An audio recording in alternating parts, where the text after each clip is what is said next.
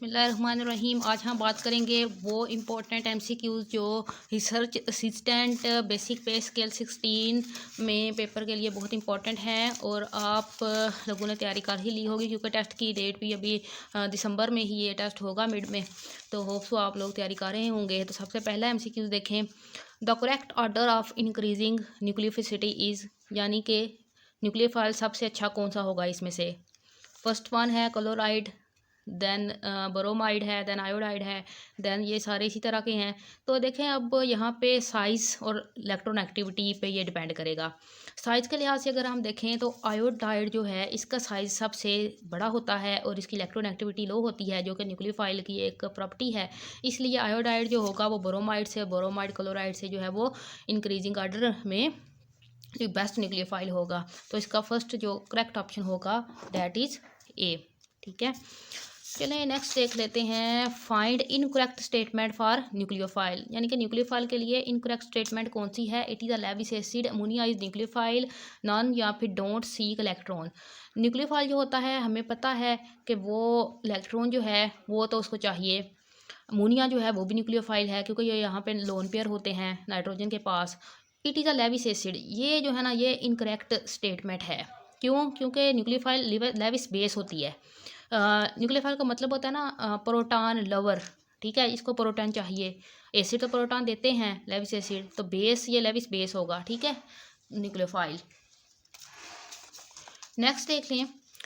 Compound having a bond angle of 180 is alkyne, alkyne, alkane या फिर साइक्लोअल्केन। तो correct option is alkyne, क्योंकि इसमें क्या होता है इसकी लीनियर होती है ज्योमेट्री, तो ये जो है 180 का बॉन्ड एंगल इसमें होगा। Then halide that can be use in Friedel Crafts reaction. तो वो कौन सा हिलाइड है जो इसमें फ्राइडल क्राफ्ट रिएक्शन में यूज हो सकता है। That is isopropyl chloride, chlorobenzene, bromobenzene या फिर सारे। तो वो इसमें जो करेक्ट ऑप्शन है that is isopropyl chloride.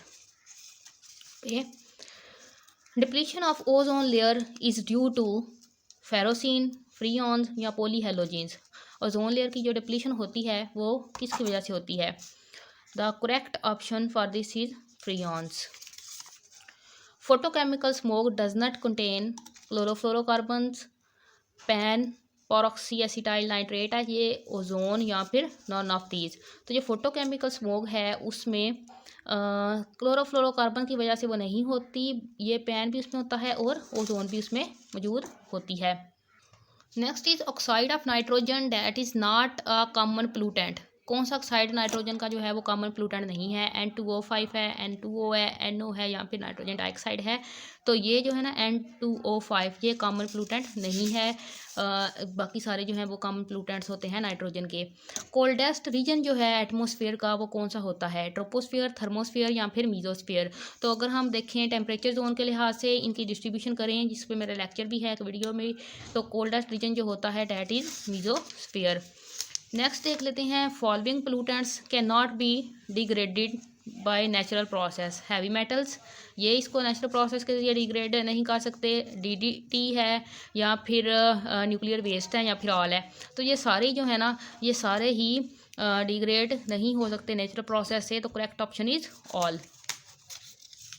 Okay, next is PPM stands for, जो पार्ट्स पर मिलियन जो होता है, तो इसके लिए कौन सी दोनों में से यूज़ होगी, माइक्रोग्राम पर लीटर या फिर मिलीग्राम पर लीटर।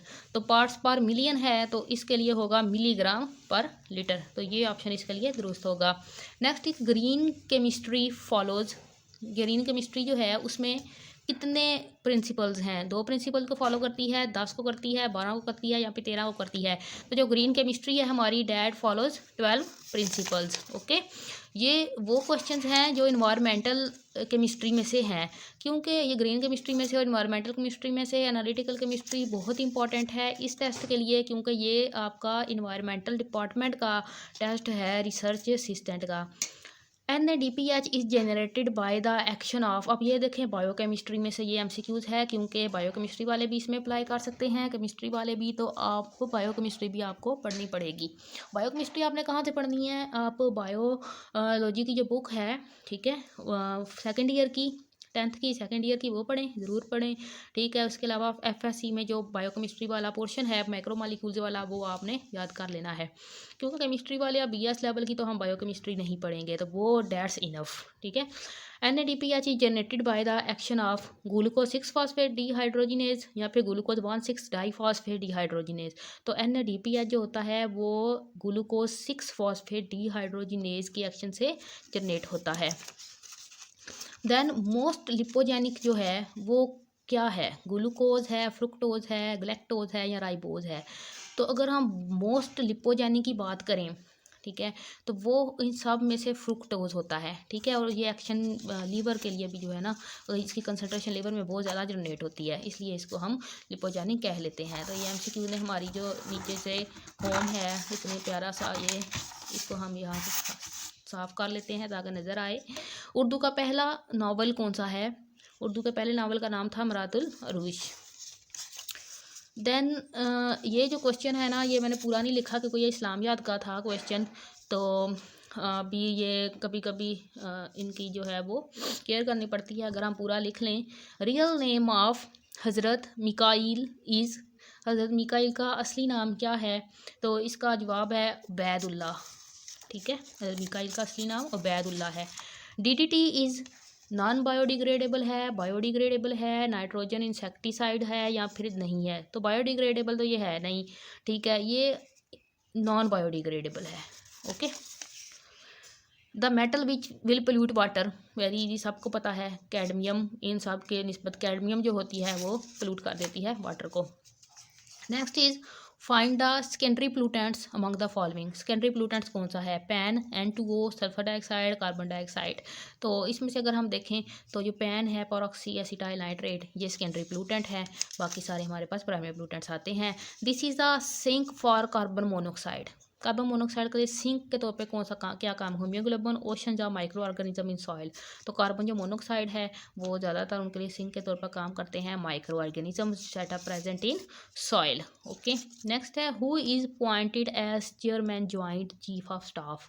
तो ये अपॉइंट हुए हैं Sahar Shamshad Mirza. It is a current affair में से ये है MCQs, ठीक है। ये हुए भी कल हैं, अभी 24 को, ठीक है, 24/11 को हुए हैं। नेक्स्ट अगर देखें करंट अफेयर, नेक्स्ट हमारे पास MCQ है, what is the hydrogen ion concentration for a solution with a pH of 10.6। आपको pH दी गई है, आपने हाइड्रोजन आयन कंसनट्रेशन सोल्यूशन की मालूम करनी है। ये नीचे मैंने सोल्यूशन भी आपको यहाँ पे दे दिया है कि pH क्या होती है, negative log of hydrogen ion concentration होती है ना, तो log of hydrogen ion concentration is equal to pH की वैल्यू पुट करेंगे तो ये -6 होगा। फिर आप इसको सिंप्लीफाई करके यहाँ पे लिख लेना है 0.4 माइनस 11.0, ठीक है, ताकि हमारे पास ये आंसर आ जाए सिंप्लीफाई करके 10.6। आप इनका एंटी लॉग ले लेना है, लॉग है ना तो उधर जाके क्या हो जाएगा हमारे पास एंटी लॉग दोनों का लिया तो हमारे पास जो कंसंट्रेशन आ जाएगी वो 2.5 × 10⁻11 होगी। Which international organization on October 4, 2022 will make another appeal for an additional $600 million in support to Pakistan for flood victims? यानी कि कौन सी ऑर्गेनाइजेशन है जिसने 4 अक्टूबर को जो है वो एडिशनल $600 मिलियन हमें दिए फ्लड विक्टिम्स के लिए? हु है, UN है, उसके बाद WHO के बाद UN, वर्ल्ड बैंक या IMF। तो UN जो ये है ना, इसने हमें जो है वो यूनाइटेड नेशंस हैं ने किए थे। PM Shehbaz Sharif address the 7th UNGA session on. इन्होंने कब ये सेशन किया? 23 सितंबर 2022 को, 25 सितंबर 2022 को, 26 को या 24 को। तो करेक्ट ऑप्शन इज़ 23rd। बताने का मकसद ये है कि आप लोग जो 2022 के जो करंट अफेयर्स हैं ना वो ज़रूर करें, ठीक है, that's very very important. In modern periodic table the number of periods of the element is same as. Periodic table जो है वो किससे रिलेट करता है? प्रिंसिपल क्वांटम नंबर, पीरियड जो किससे रिलेट करते हैं उसके? प्रिंसिपल क्वांटम नंबर से, ठीक है। एटॉमिक मास है, एटॉमिक नंबर है या एजीमुथल क्वांटम नंबर है। तो हमें पता है जो प्रिंसिपल क्वांटम नंबर होता है जिसको हम स्मॉल n से डिनोट करते हैं, वो हमें पता है high energy, main energy level बताता है 1 2 3 4 इसकी वैल्यूज होती हैं इनकी। तो इतने ही ये हमें बताता है number of periods in the periodic table. तो correct option is principal quantum number. The correct order of electronegativity is, जो करेक्ट ऑप्शन है इलेक्ट्रोनेगेटिविटी इसमें कौन सा है? क्लोरीन, फ्लोरीन, ऑक्सीजन या बोरोमीन है। फिर है दूसरा ऑप्शन है fluorine, oxygen, chlorine, bromine, fluorine, chlorine, bromine, oxygen है। और चौथा है ऑक्सीजन, फ्लोरीन, क्लोरीन और ब्रोमीन। तो इसमें तो करेक्ट जो इलेक्ट्रोनेगेटिविटी का है, सबसे ज़्यादा इलेक्ट्रोनेगेटिव वैल्यू हमें पता है फ्लोरीन की होती है, जो कि 4 होती है, ठीक है। फिर उसके बाद अगर हम, ये तो बिल्कुल भी नहीं हो सकता ना, क्योंकि इसमें तो क्लोराइड पहले है, तो हमने वो दे, या ये है तो या फिर ये है, क्योंकि फ्लोरीन की सबसे ज़्यादा होती है। फ्लोरीन के बाद हमेशा देखते हैं तो ऑक्सीजन आता है, तो ये भी इसका मतलब है रॉन्ग हो गया, ठीक है, ये तो पहले ही गलत था। तो ये रह गया हमारे पास बाकी एक बचा, जिसमें फ्लोरीन है, फिर ऑक्सीजन है, फिर क्लोरीन है और फिर ब्रोमीन है, ठीक है। ये हमारा करेक्ट ऑप्शन है। नेक्स्ट अगर आप देखें एमसीक्यू, तो that is who is the new chief of army staff. तो हमारे पास जो जनरल सैयद आसिम मुनीर हैं, ये 24 नवंबर 2022 को कल ही नए चीफ ऑफ आर्मी स्टाफ बने हैं। तो आपने ये इनका नाम जो है आसिम मुनीर का आपका याद रखना है। विटामिन कौन सा ऐसा है जो कि हार्मोन के तौर पर भी एक्ट करता है? विटामिन डी है, B1 है, डी है, बी है, ए है, या बी सी है। तो इसमें से जो है ना विटामिन डी जो होता है वो हार्मोन के तौर पर एक्ट करता है।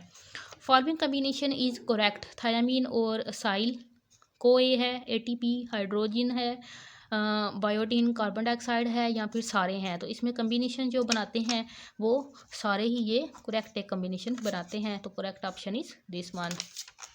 नेक्स्ट अगर हम देखें जनरल नॉलेज का क्वेश्चन है, hub becomes dash district of Balochistan. Hub जो है वो कितना ज़िला है बलोचिस्तान का? 35वां, 34वां, 37वां या 36वां? The correct option is 35th, ठीक है। तो ये सारे जो MCQs हैं that was very important for assistant research assistant basic pay scale 16। तो आप लोग इनकी केमिस्ट्री से, FSC से और करंट अफेयर्स की ज़रूर इसे तैयारी करें।